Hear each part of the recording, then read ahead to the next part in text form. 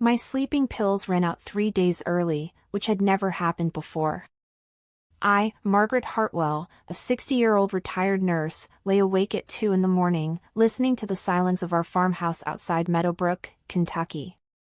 That's when I heard it, the soft creak of our bedroom door, followed by footsteps padding down the hallway. My husband Daniel was getting up again. This was the 4th night in a row. I slipped out of bed, my bare feet cold against the hardwood floor, and followed the sound. My heart hammered so loudly I was certain he'd hear it. I moved like a shadow through our home of 35 years, feeling like an intruder in my own life. I reached the corner near our adopted daughter Lily's room just in time to see Daniel's silhouette slip inside. He closed the door with such careful precision that I barely heard the click. Lily was 19, a college freshman home for spring break.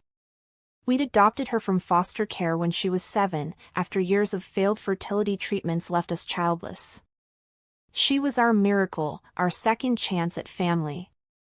Now my husband was entering her room at 2 in the morning while I was supposed to be medicated into unconsciousness. The phrase echoed in my mind, supposed to be sleeping. My hands trembled as I pressed myself against the wall.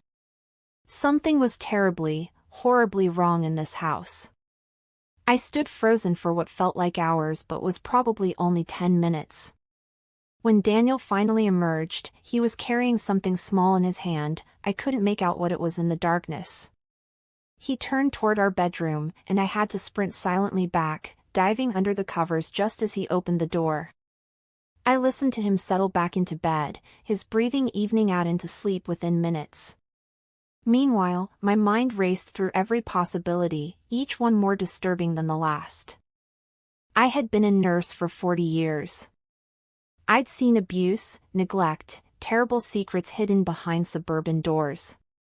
But this was my husband, my Daniel, the man who'd held my hand through miscarriages, who'd fought beside me to bring Lily home. The next morning, I watched them at breakfast with new eyes. Daniel was cheerful, asking Lily about her classes, refilling her orange juice. She seemed normal, laughing at his jokes, scrolling through her phone between bites of toast. I searched her face for signs of distress, fear, anything that would confirm my nighttime terror. There was nothing. She kissed both our cheeks before heading out to meet friends, her blonde ponytail swinging. Daniel read his newspaper, the picture of a retired accountant enjoying his morning coffee. If I hadn't seen what I'd seen, I would have thought everything was perfect. But I had seen it, and now I couldn't unsee it. I waited until Daniel left for his Saturday golf game before I moved. My hands shook as I opened my laptop and searched for hidden cameras. Within an hour, I'd ordered 3 tiny devices, smoke detector cameras, they were called. They'd arrive Monday with express shipping. I would place one in the hallway outside Lily's room, one inside her room disguised as a phone charger, and one in our bedroom. If Daniel was doing what my worst fears suggested, I needed proof. If I was wrong, if there was some innocent explanation, I needed to know that too. Either way, the sleeping pills that had mysteriously run out early would stay empty. I would not be medicated into blindness anymore. That night, I lay awake again, counting Daniel's breaths, waiting. At exactly 1:45 a.m., he stirred. I kept my breathing steady, my body still, playing the role of drugged wife. He slipped from bed with practiced ease and disappeared into the hallway. I heard Lily's door open and close. 20 minutes later, he returned, that same small object in his hand, which he tucked into his nightstand drawer. When his breathing settled back into sleep, I knew with absolute certainty, this wasn't the first time. This had been happening for weeks, maybe months. And whatever he was doing, whatever secret he was keeping, he'd been drugging me to hide it. The cameras couldn't arrive soon enough. Monday morning felt like the longest wait of my life. I jumped every time a car passed our farmhouse, checking the tracking number obsessively on my phone. Daniel had left early for a meeting with his former colleagues, some retirement investment group he joined. Lily was at the community college taking her final exams before summer break officially started. I was alone with my thoughts and they were eating me alive. The delivery truck finally pulled up at 11:30. I signed for the package with trembling hands, my signature barely legible. Inside were 3 cameras smaller than my thumb, each designed to blend seamlessly into everyday objects. One looked exactly like a smoke detector, another like a USB phone charger, the third like a digital clock. I started in the hallway first, replacing our existing smoke detector with the camera version. The instructions said it would record continuously and save footage to a cloud account I'd created under a fake email address. No one could access it but me. My nursing background made me meticulous. I'd spent decades managing medication schedules and patient charts. Now I applied that same precision to installing surveillance in my own home. The irony wasn't lost on me. I'd become the kind of person I used to pity, the suspicious spouse installing hidden cameras. But pity didn't matter anymore. Only truth mattered. Only protecting Lily mattered, even if protecting her meant destroying my marriage. The second camera was trickier. I had to enter Lily's room, a space I rarely invaded even though she was our daughter. She valued her privacy and we'd always respected that. Her room smelled like vanilla and clean laundry. Posters of bands I didn't recognize covered the walls. Her desk was organized chaos, textbooks, makeup, a laptop covered in stickers.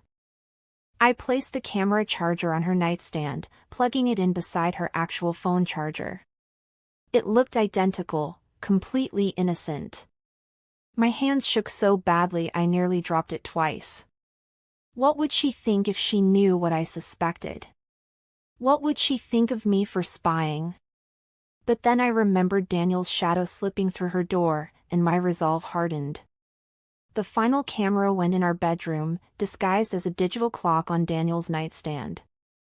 I replaced our old clock with it, setting the time carefully. This one would catch him leaving, confirm the pattern I'd observed. I needed dates, times, video evidence of every single visit. My lawyer brain was already working. Yes, I'd been a nurse, but I'd watched enough courtroom dramas to know documentation was everything. If this went where I feared it was going, I'd need irrefutable proof. The thought made me physically ill. I ran to the bathroom and vomited, gripping the toilet bowl like a lifeline. When had my life become a crime scene investigation? That evening, we had dinner like a normal family. Lily talked about her psychology exam, worried she'd mixed up Freud and Jung on an essay question. Daniel reassured her with the patience he'd always shown. He'd been a wonderful father to her, truly wonderful. He'd taught her to ride a bike, helped with homework, scared away a boyfriend who'd treated her badly. He cried actual tears the day we brought her home from foster care, this tiny 7-year-old girl with trust issues and nightmares. He'd rocked her through those nightmares, singing old country songs until she fell back asleep. How could that man be the same man creeping into her room at night?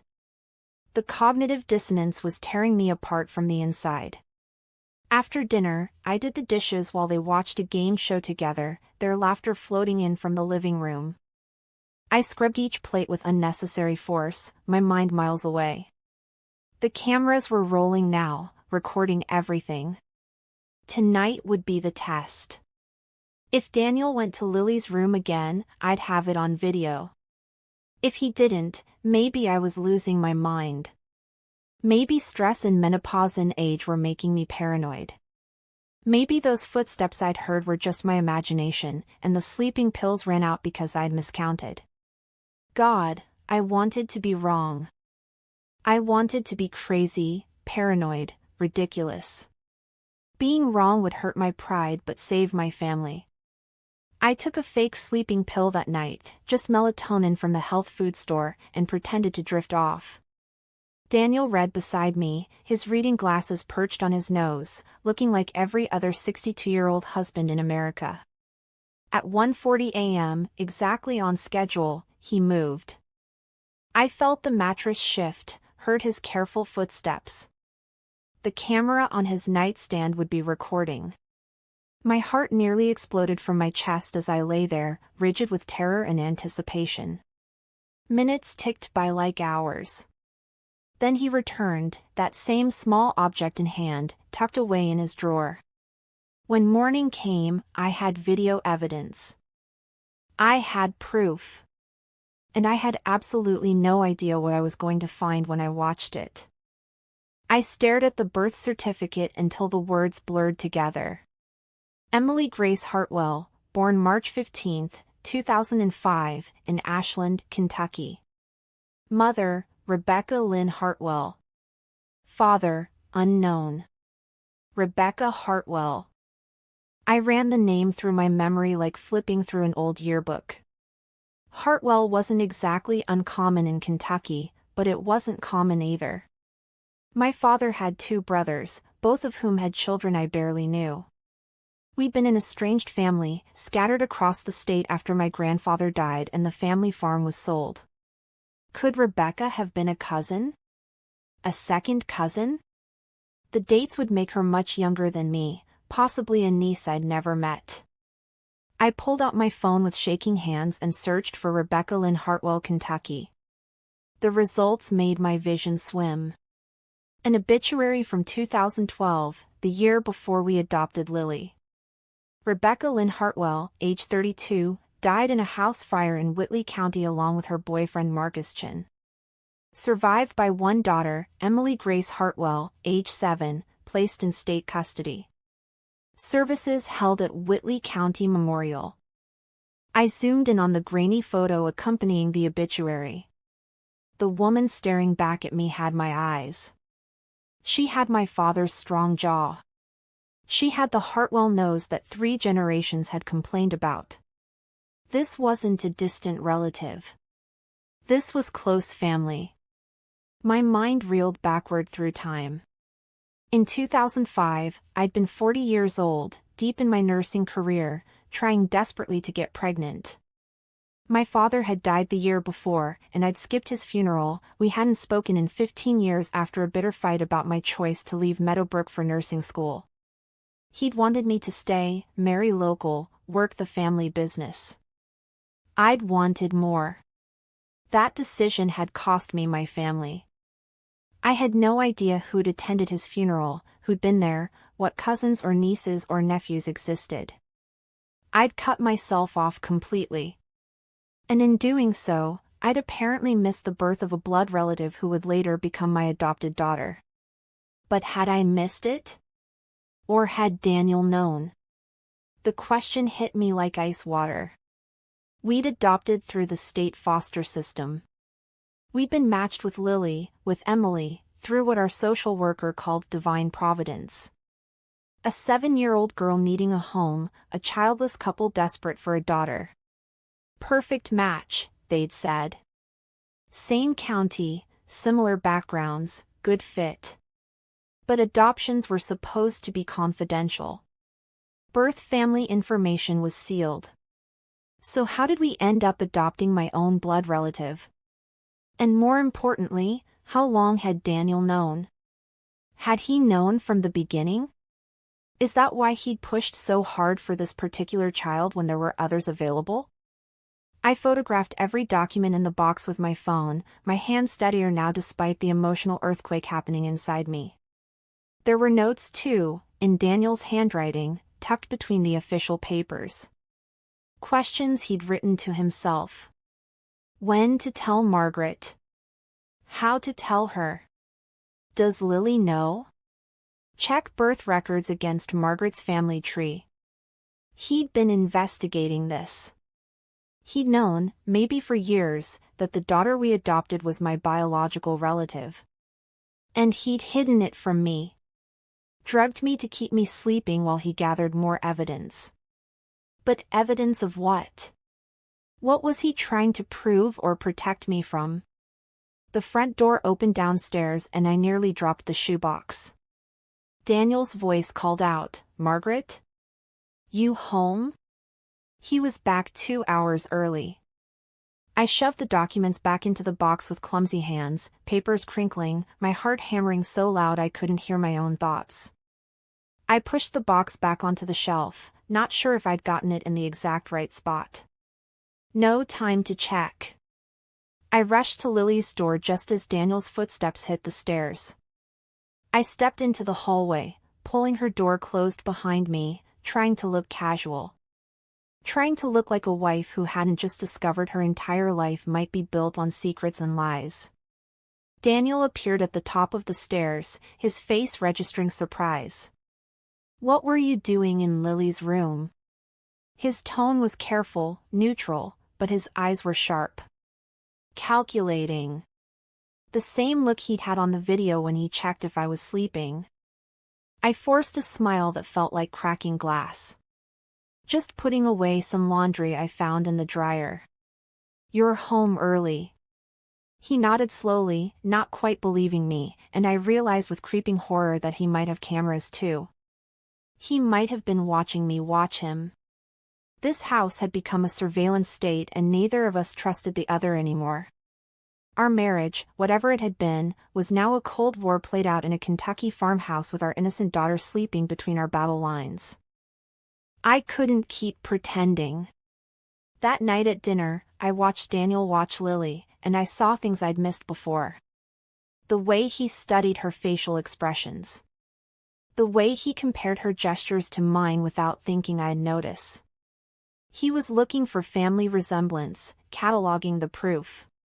Lily was chattering about summer job applications, completely oblivious to the tension crackling between her parents like static electricity. She'd inherited my stubborn chin, I realized now. My father's deep-set eyes. How had I never seen it before? Maybe because I'd been trained not to look. Adoption meant closing doors to the past, focusing on the present. But Daniel had kept those doors open and walked through them without me. After Lily went to bed at 10, I waited exactly 1 hour. Then I walked into our bedroom where Daniel was reading and said the words that would detonate our lives. "I know about Rebecca Hartwell. I know Lily is my blood relative. And I know you've known for God knows how long while lying to my face every single day." I said it calmly, my nurse voice, the one I used to deliver bad diagnoses. Daniel's book dropped from his hands. His face went through 5 emotions in 3 seconds: shock, fear, relief, resignation, and finally something that looked almost like hope. He'd been waiting for this confrontation. Maybe he'd even wanted it. He stood up slowly, hands raised like I was pointing a gun at him instead of just the truth. "Margaret, please sit down. There's so much you don't understand. I was trying to protect you." That phrase, "trying to protect you," made rage bloom hot in my chest. Protect me from what, Daniel? From knowing my own family? From knowing our daughter is my niece? When were you planning to tell me? On her wedding day? When I was on my deathbed? Or never? My voice was rising despite my attempts to control it. 40 years of nursing had taught me composure, but 40 years of marriage had taught me betrayal, apparently. And betrayal burned composure to ash. Daniel sat on the edge of our bed, suddenly looking every one of his 62 years. "I found out 2 years ago," he said quietly. "I was helping Lily with a genealogy project for school. She wanted to do one of those DNA ancestry kits. I panicked, told her we'd do it together as a family but never followed through. Then I started digging into her adoption records myself. Paid a private investigator to unseal them. That's when I found Rebecca's name. When I saw she was a Hartwell from the same county as your father, I knew." His voice cracked. "I knew what it would do to you to find out. What it would do to me." I was standing now, pacing our bedroom like a caged animal. "You mean what it would do to you? You were protecting yourself, Daniel, not me. You were afraid I'd be angry you'd hidden this. You were afraid I'd leave you. So you drugged me. Yes, I know about the sleeping pills, and you snuck around at night reading her documents and playing detective while I was unconscious. You made me feel crazy. You made me install cameras in our own house because I thought you were molesting our daughter. The last sentence came out as a scream. 35 years of marriage and it had come to this. Screaming in the dark about surveillance and lies. Daniel's face went white. You thought I was, oh God, Margaret, no. Never. I would never. He looked genuinely horrified, which would have been touching if I wasn't so furious. I increased your sleeping medication because you were starting to wake up when I left bed. I needed more time to figure out how to tell you. The adoption agency made mistakes, Margaret. Big ones. They should have disclosed the family connection. It's illegal to place a child with biological relatives without full disclosure. If this comes out, they could lose their license. Lily's adoption could be challenged. We could lose her. His voice dropped to a whisper. I was trying to protect all of us. The fight drained out of me like someone had pulled a plug. I sat down hard on my side of the bed, our bed, where we'd slept together for 3.5 decades. Where we'd comforted each other through miscarriages and job losses and parents' funerals. Where we'd apparently also drugged and deceived each other. You should have told me immediately, I said, my voice hollow now instead of angry. You should have trusted me enough to handle the truth. Instead, you made me the enemy. You made me the one on the outside of my own family. Daniel reached for my hand, but I pulled away. Trust, once broken, doesn't heal with a touch. It needs time, honesty, maybe things we no longer had. The next morning, I made a decision. No more secrets, no more surveillance, no more lies poisoning this house. Lily deserved to know who she really was. Daniel argued against it. She's happy, she's adjusted, why disrupt her life now? But I was done listening to his protective instincts that looked a lot like controlling manipulation. At breakfast, I asked Lily to sit down for a serious conversation. She looked between us, her psychology major brain already analyzing our body language. You're getting divorced, she said flatly. I knew something was wrong. Her immediate assumption broke my heart. What had we taught her about marriage? That it was performance and secrets? We're not getting divorced, I said, though honestly I wasn't sure that was true anymore. But we need to tell you something about your adoption. About your biological family. Lily's face shuddered immediately, walls slamming down behind her eyes. I don't want to know, she said quickly. I've told you guys 100 times I'm not interested in my bio parents. You're my parents. That's enough. But I pressed forward because this was different. Lily, your biological mother was named Rebecca Hartwell. She was my niece. You're my great-niece by blood.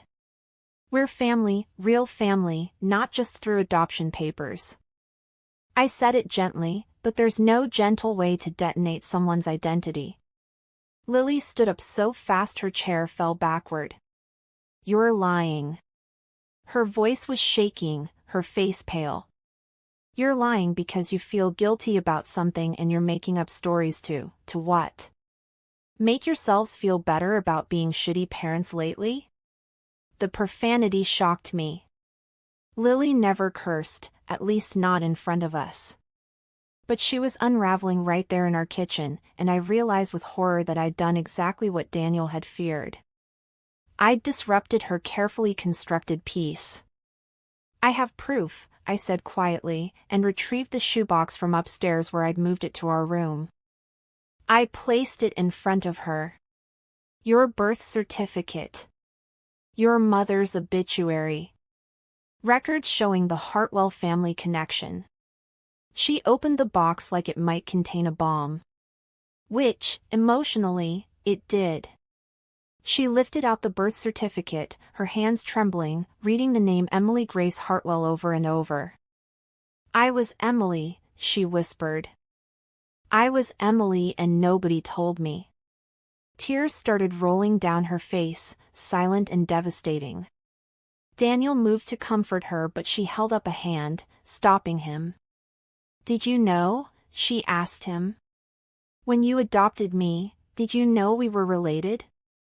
Daniel hesitated too long, and that hesitation was its own answer. Lily's face crumpled. "Everyone knew but me. I've been living a lie for 12 years.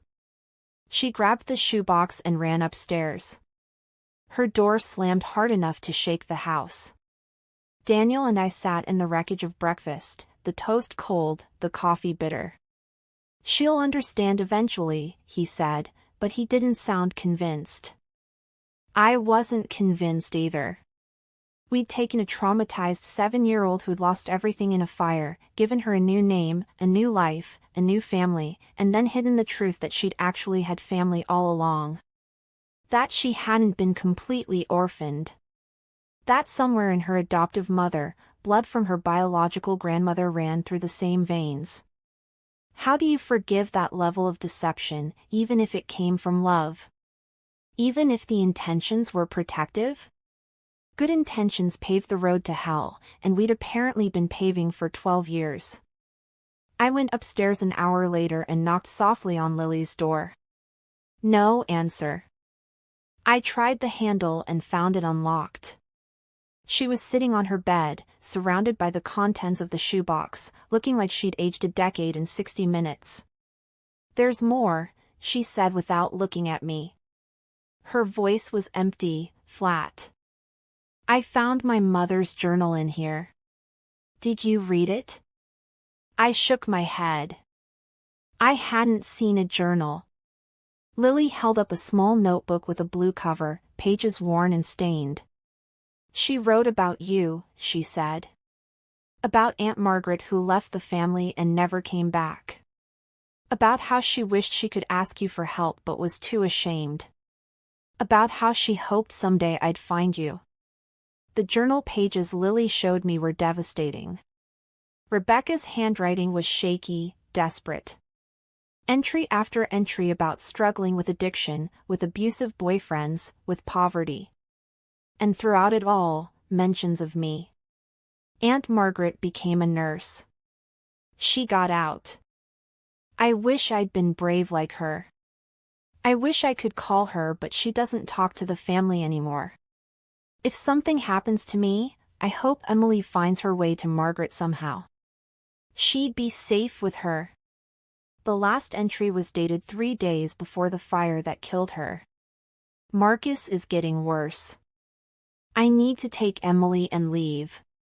If I don't make it, please God let someone tell Margaret about Emily.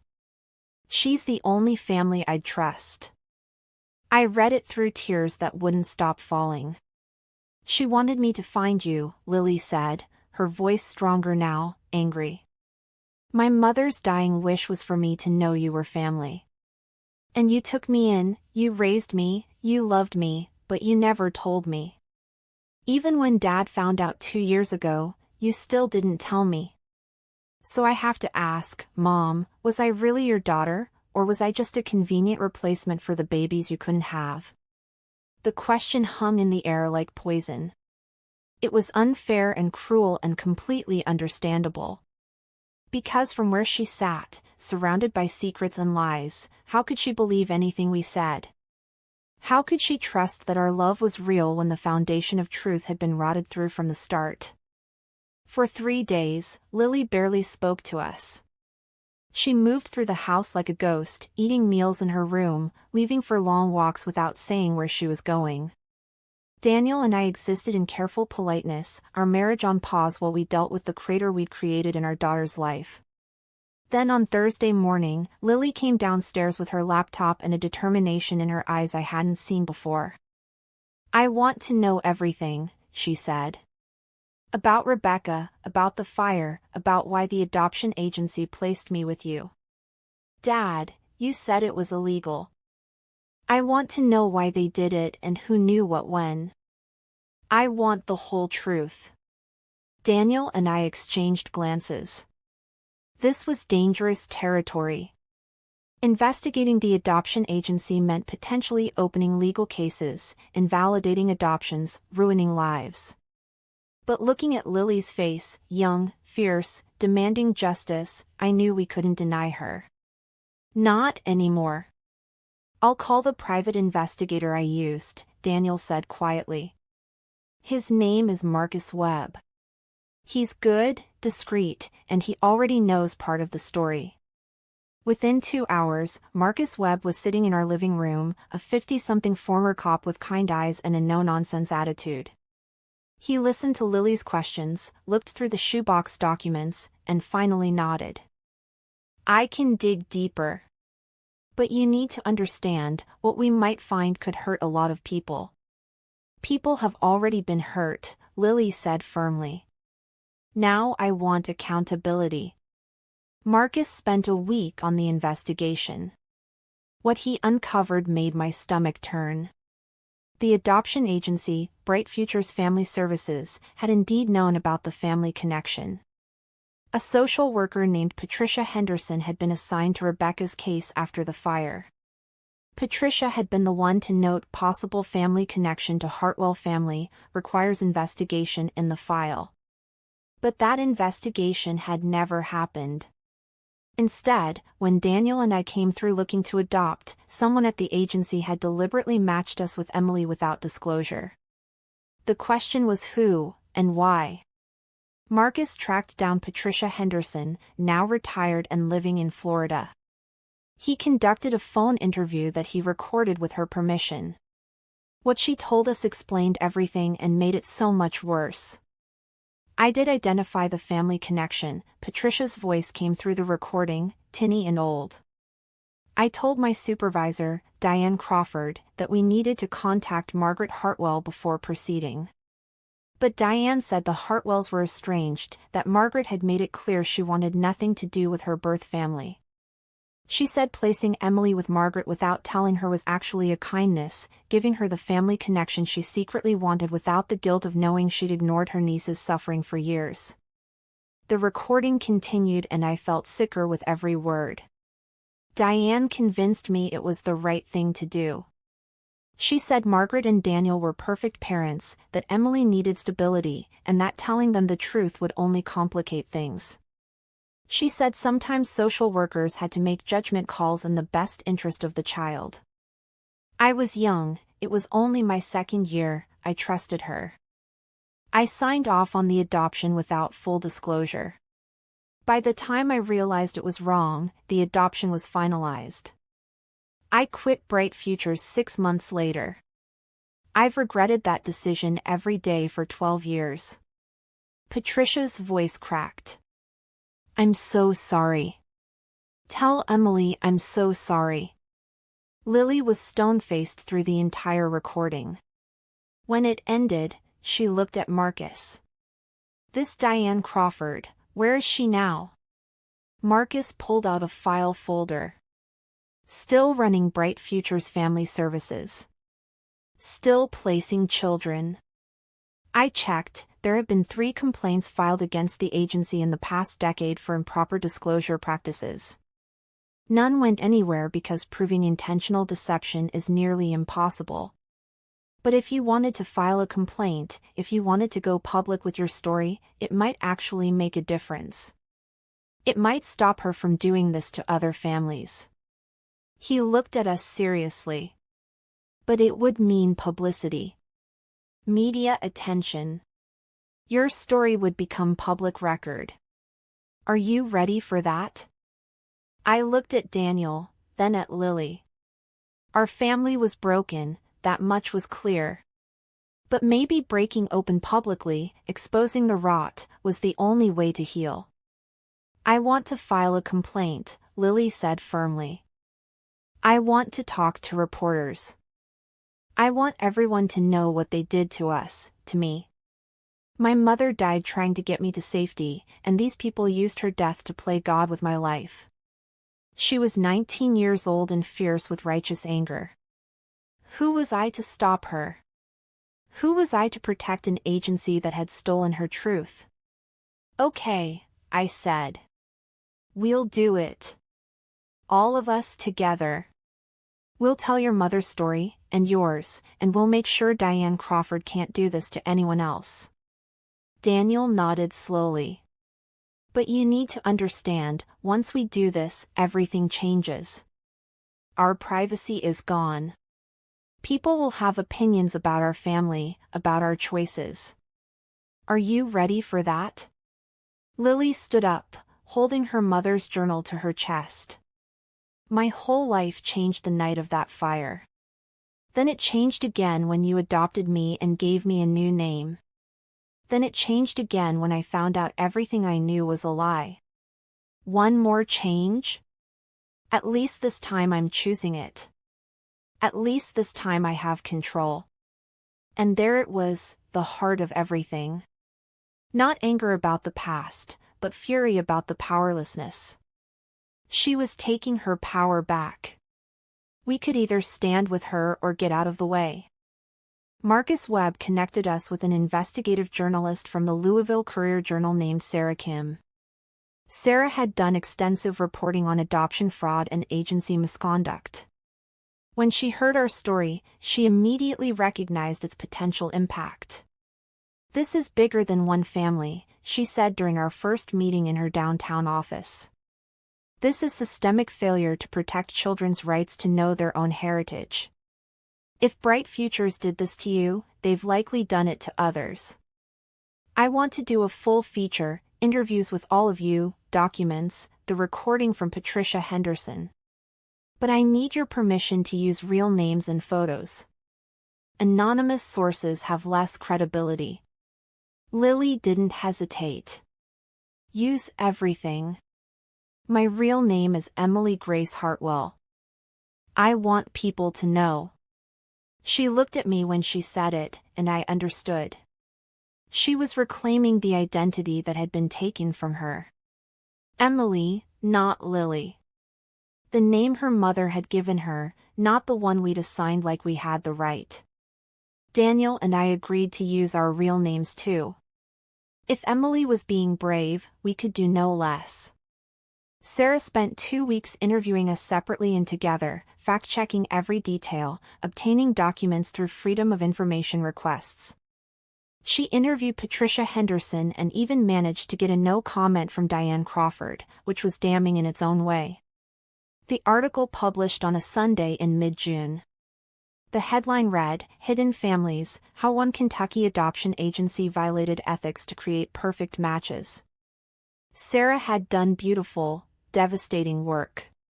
She'd woven together Emily's story with 2 other families who'd experienced similar irregularities with Bright Futures. She'd included photographs, Rebecca's face beside Emily's, the resemblance undeniable. My nursing school graduation photo next to Emily's high school graduation. For generations of Hartwell women, connected by blood but separated by secrets. The article went viral within hours. Local news picked it up, then national outlets. By Monday morning, our story was everywhere. The response was overwhelming. Hundreds of emails and messages flooded in, other adoptees wondering if their placements had been manipulated, adoptive parents horrified at the possibility they'd been deceived, social workers sharing their own stories of pressure to cut corners for successful placements. 3 law firms contacted us about potential class action lawsuits. The Kentucky Cabinet for Health and Family Services announced an immediate investigation into Bright Futures. Diane Crawford was placed on administrative leave. Patricia Henderson released a public statement apologizing and offering to testify about agency practices. Our private family tragedy had become a public reckoning with systemic failure. But publicity came with costs. Reporters camped outside our farmhouse. Strangers on social media had opinions about our parenting, our choices, our failures. Some people praised Emily for her bravery. Others accused her of being ungrateful, of destroying the parents who'd saved her from foster care. Some blamed Daniel and me for not doing our due diligence. Others called us victims of a corrupt system. Everyone had a take, and very few of those takes considered that we were real people in real pain trying to navigate an impossible situation. Emily handled it better than I did. She gave interviews calmly, spoke at adoption reform rallies, became an unexpected advocate. She was blooming into someone strong, even as our family withered. The investigation into Bright Futures uncovered 15 cases of similar strategic placement over 20 years. 15 families who'd been matched with biological relatives without being told. 15 children who'd grown up not knowing their own heritage. Some of those families were grateful, happy accidents that worked out despite the deception. Others were devastated, relationships destroyed by the revelation. The Kentucky legislature fast-tracked a bill requiring genetic testing and full family disclosure for all adoptions involving children who had living relatives. It was called Emily's Law. Our daughter's new name, or rather, her original name, was now legislation. She'd turned her pain into protection for others. I'd never been more proud or more ashamed of my role in necessitating that protection. Through it all, Daniel and I barely spoke. We functioned as co-parents, presenting a united front for Emily and the media, but our marriage was a corpse we hadn't buried yet. He still slept in our bed, but we didn't touch. We discussed logistics, interview schedules, legal meetings, Emily's therapy appointments, but not feelings. Not the fundamental break in trust that couldn't be fixed with apologies or explanations. One night in late July, after a particularly brutal interview where a reporter had asked if I felt I'd failed my niece by abandoning the family, Daniel found me crying in the kitchen. He didn't say anything, just sat beside me. And for the first time in months, I let him hold me while I broke. Emily's therapy sessions were revealing layers we hadn't anticipated. Her psychologist, Dr. Miranda Lopez, suggested family therapy sessions to help us navigate the new dynamics. During our third session together, Dr. Lopez asked Emily a question that changed everything. What do you remember about your biological mother? About Rebecca? Emily was quiet for a long time, then said something that made my blood run cold. I remember the fire wasn't an accident. I remember my mother arguing with Marcus about money. I remember him pouring something that smelled bad all over the house. I remember my mother pushing me out the window into the bushes and telling me to run to the neighbors. I remember watching the house burn and my mother never came out. The room went silent. Dr. Lopez leaned forward gently. Emily, did you tell anyone this at the time? The police? Your social worker? Emily shook her head, tears streaming down her face. I was 7. I was scared. Marcus had told me if I ever told anyone our secrets, bad things would happen. After the fire, everyone kept saying it was an accident, faulty wiring, they said. I thought maybe I remembered wrong. Maybe I dreamed it because I was traumatized. So I just stopped talking about it. I stopped thinking about it. Until now. Daniel and I looked at each other in horror. Marcus Webb had investigated the fire as part of his research, but the case had been closed as accidental death. If Emily was right, if her memories were accurate, then Rebecca hadn't died in an accident. She'd been murdered by her boyfriend, and she'd saved Emily's life with her last act. We need to contact the police, I said, my voice shaking. We need to tell them what you remember. Dr. Lopez nodded carefully. I agree, but we need to do this properly. Emily, recovered memories from childhood trauma can be tricky. Would you be willing to work with a forensic psychologist who specializes in these cases? Over the next month, Emily worked with Dr. Patricia Ruiz, a forensic psychologist who testified in dozens of criminal cases involving childhood witnesses. Through careful, non-leading questioning and techniques designed to separate real memories from false ones, Dr. Ruiz determined that Emily's memories were likely accurate.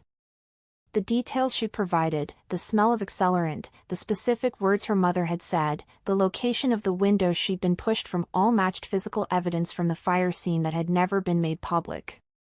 Dr. Ruiz compiled a report and we took it to the Whitley County Sheriff's Department. Detective James Morrison had been a rookie cop when Rebecca died. Now he was a veteran investigator, and he remembered the case. "I always thought something was off," he admitted as he reviewed Dr. Ruiz's report in his cramped office. Marcus Chin had a history of domestic violence, and the fire pattern suggested accelerant use. But the fire marshal ruled it accidental, we had no witnesses, and Chin died in the fire too, so there was no one to prosecute. The case was closed. He looked at Emily with respect. "If you're willing to give an official statement, I can petition to have the case reopened. It won't bring your mother justice in terms of prosecution, but it will change her death certificate from accident to homicide. It will tell the truth." Emily gave her statement over 2 days, walking detectives through everything she remembered. They brought in the original fire marshal who, when confronted with new evidence, admitted he'd been pressured to close the case quickly due to budget constraints. The fire pattern had indeed suggested arson, but without a witness, they couldn't prove it. Now they had a witness. Within 6 weeks, the case was officially reopened and reclassified. Rebecca Lynn Hartwell's death was ruled a homicide by arson, committed by Marcus Chin. The case was closed again, this time with the correct conclusion. Rebecca's death certificate was amended. It was a small justice, but justice nonetheless. The media picked up this new development with predictable intensity.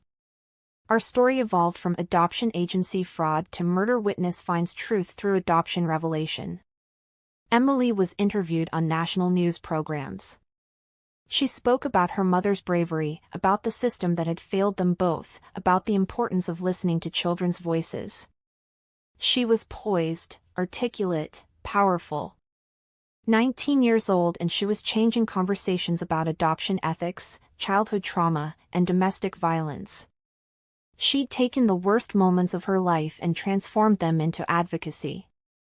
I watched her with awe and grief, knowing that I'd missed the first 7 years of this remarkable person's life because of my own stubbornness and family estrangement. One evening in late September, Emily came into the kitchen where I was making dinner. She'd been quieter since the case reopened, processing the confirmation that her mother had been murdered. "I need to ask you something," she said, sitting at the table. "And I need you to be honest. If you'd known Rebecca was struggling, if she'd reached out to you before she died, would you have helped her?" The question was a knife between my ribs. I put down the knife I'd been using to chop vegetables and turned to face her. Yes. God, yes. If I'd known she existed, if I'd known she needed help, I would have moved heaven and earth to get to her. To get to you. "But you didn't know she existed because you'd cut off the family," Emily said. Not accusing, just stating fact. "My mother died alone because everyone in the family was too proud or too angry or too estranged to help each other. And I ended up in foster care because of it. Because our family chose grudges over connection." She was right, and the truth of it was devastating. "You're absolutely right," I said, my voice breaking. "I made a choice 30 years ago to leave and never look back. I told myself I was building a better life, but really I was just running away. And that choice had consequences I never imagined. It cost your mother her life, and it cost you your family. I will never forgive myself for that." Emily was quiet for a long moment. Then she said something that changed everything. "I'm not telling you this to make you feel guilty. I'm telling you because I don't want to make the same mistake. I've been so angry at you and Dad for lying to me. I've been thinking about leaving, going to college across the country, cutting you off like you cut off your family. But that's just the cycle continuing, isn't it? Hartwell's leaving Hartwell's. Someone has to break it. She looked at me with tears in her eyes. I want to break it. I want us to be family, real family, with truth and mistakes and forgiveness. I want to call you Margaret and Mom. I want to be Emily and Lily both. I want all of it, the messy, complicated truth of it. Can we do that? I crossed the kitchen and pulled her into my arms, both of us crying. Yes, I whispered. Yes, we can do that. We can build something new. Something honest. And for the first time in months, I felt hope. Not hope that we'd go back to how things were, that was impossible. But hope that we could go forward into something better. Something true. Emily pulled back and smiled through her tears. Good. Because I'm changing my legal name. I'm going to be Emily Grace Hartwell Morgan. I want both families in my name. I want to carry my mother's legacy and your love. Is that okay? I nodded, unable to speak. It was more than okay. It was perfect. It was exactly what Rebecca had wanted, for Emily to find her way home to family. It had just taken 12 years and a lot of pain to get here. Thanksgiving morning arrived cold and bright, the Kentucky hills covered in early frost. Our farmhouse was full for the first time in years, not just Daniel, Emily, and me, but also Marcus Webb and his wife, Patricia Henderson, who'd flown in from Florida, Dr. Lopez and Dr. Ruiz, who'd become friends through this journey, and even Detective Morrison and his family. We'd invited Sarah Kim too, but she was covering a story in Ohio. Emily had insisted on a large gathering. I spent 12 years with a small, secret family, she'd said. I want a big, honest one now. So we'd opened our doors and our table to everyone who'd helped us find the truth. Emily stood at the head of the table, a glass of cider in her hand, and cleared her throat. Everyone quieted. I want to say something before we eat, she began, her voice steady and strong. A year ago, I thought I knew who I was.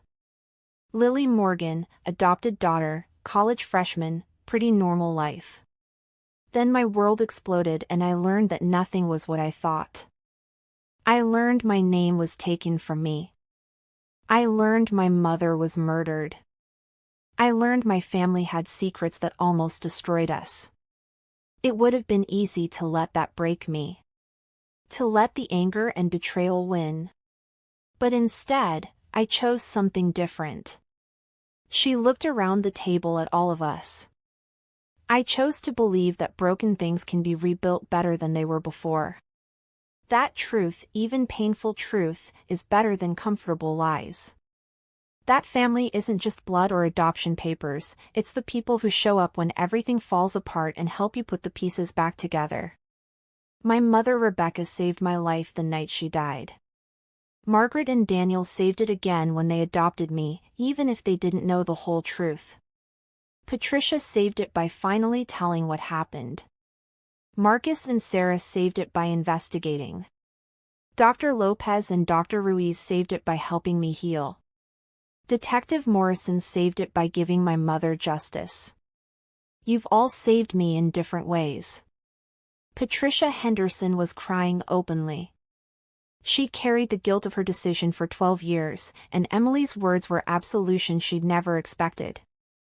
I forgave you months ago, Emily said directly to her. You were young and manipulated by someone in power. You made a mistake, but you owned it and helped fix it. That's all any of us can do. She turned to Daniel and me. Dad, you drugged Mom and snuck around and lied for 2 years. That was wrong. But you did it because you were terrified of losing us. Fear makes people do stupid things. I understand that now. Daniel's eyes were red-rimmed, his jaw clenched against emotion. Mom, you cut off your family and missed knowing your niece existed. That was wrong too. But you've spent this whole year trying to make it right. You've stood beside me through interviews and investigations and therapy. You've let me be angry and hurt without defending yourself. You've given me space to figure out who Emily Hartwell Morgan actually is. That's the best gift you could have given me." She paused, composing herself. "So today I'm thankful for the mess. For the chaos that forced us all to tell the truth. For the breaking that let us rebuild. And I'm thankful for this family, blood, legal, and chosen. All of it matters. All of you matter." We ate dinner with laughter and stories, the house warm with connection. Later, after everyone had left and Emily had gone to bed, Daniel and I stood in the kitchen doing dishes together. Our hands touched in the soapy water and neither of us pulled away.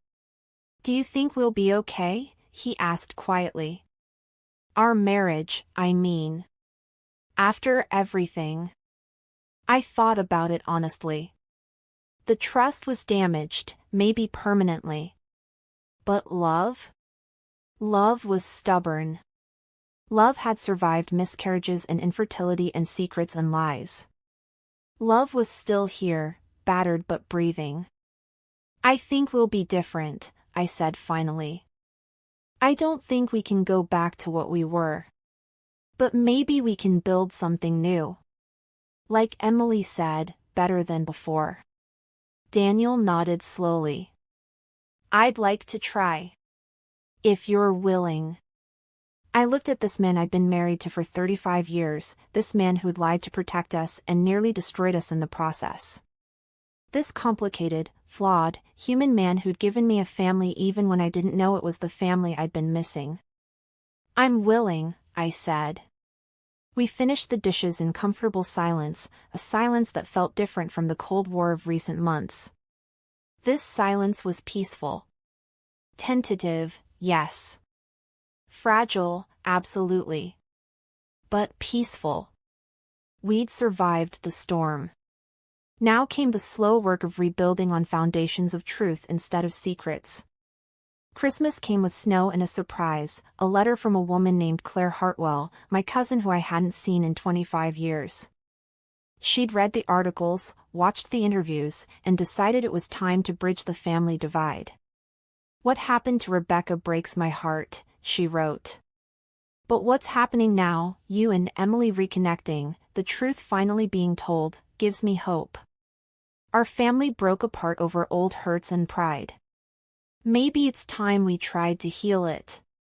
Would you and Emily like to come to a family reunion next summer? Let's introduce her to the Hartwells she never knew she had."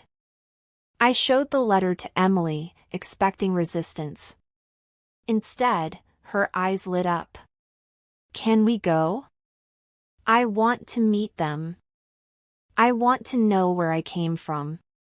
In March, Bright Futures Family Services was shut down permanently by the state. Diane Crawford faced ethics charges and lost her social work license.